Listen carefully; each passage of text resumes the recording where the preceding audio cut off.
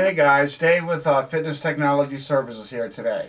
So this video is going to be about on calibrating, well, more troubleshooting your Nordictrack Incline motor.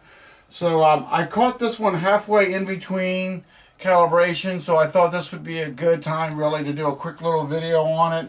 So the first thing you're going to do after you put it in calibration, I got a video out on how to calibrate it, but that's a different video.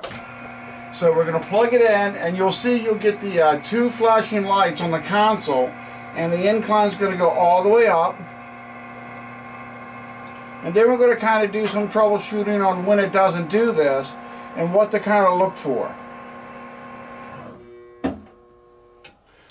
So just in my last video, you can see the two dots means that it's calibrating, and it's just basically going all the way up, all the way down, and counting the incline heights through a small little reed switch on the back of the incline motor itself. Now you normally can't see that because it's located in the back right here.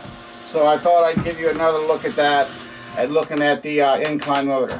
That is basically telling the console the number it's at on the height. It's not quite that complex, it's just on and off, but it basically gives a reading out of the incline motor itself. So ours passed calibration, so what we're going to do is we're just going to press the incline up, and you will see you get a LED letting you know the signal has been sent. Incline down.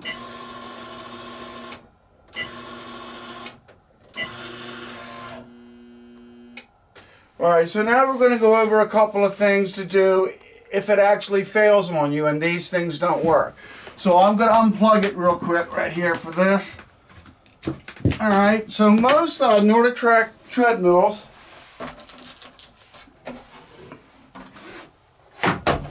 they have a schematic inside underneath the hood. So we're just going to take this out. We're going to take a look at this little diagram right here. Alright, so it's saying on the incline itself, you want to check the green, orange, and yellow. Those are your up and down incline signals coming from the console. So for that, we have a small little tiny flathead screwdriver. It's unplugged, so we're nice and safe. So again, orange, yellow, green. So we're going to come over here, and I'm just going to reseat these connections inside of here. Make sure they're nice and good. Orange, green, and yellow. We'll do it again. Orange, green, wrong order, orange, yellow, and green, but it's the same three. Alright, so I know we got a good connection there. This is your AC power going to your incline itself. So we're going to do the same thing here. We're just going to press down in. Now be very careful, make sure it's off on this because this is 110 volts direct AC. Alright, and we're going to reseat all these.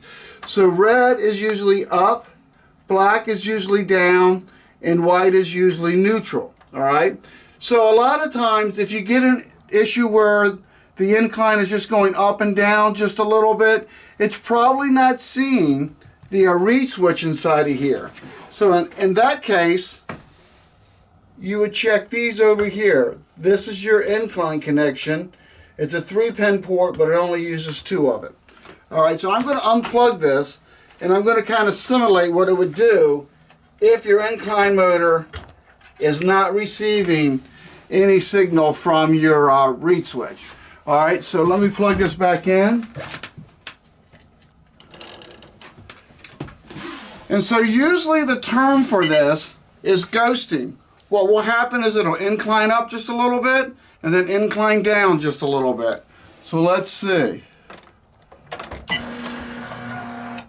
Got the up signal, and that's it. It won't let it go. But it'll let it go down just a little bit.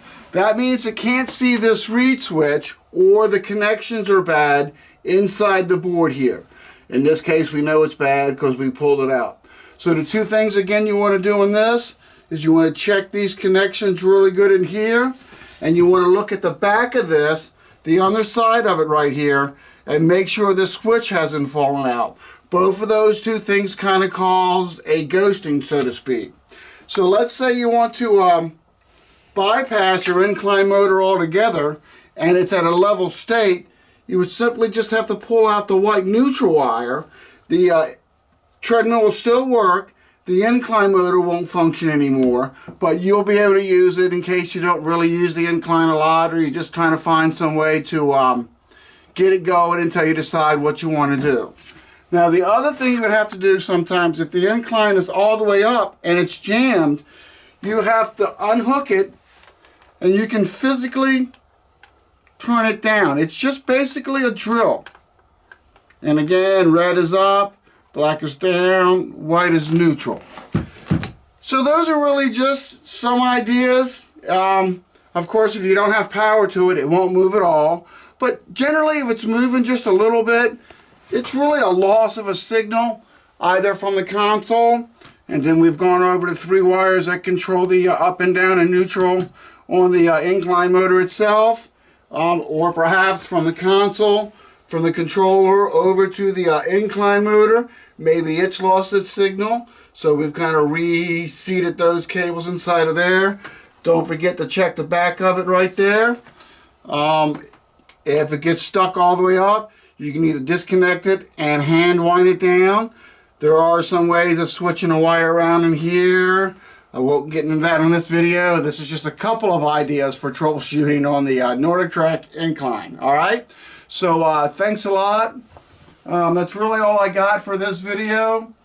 Hope everyone is doing well, and I look forward to seeing you on the next video. Thanks again. Oh yeah, please don't forget to subscribe. Thanks a lot, Dave.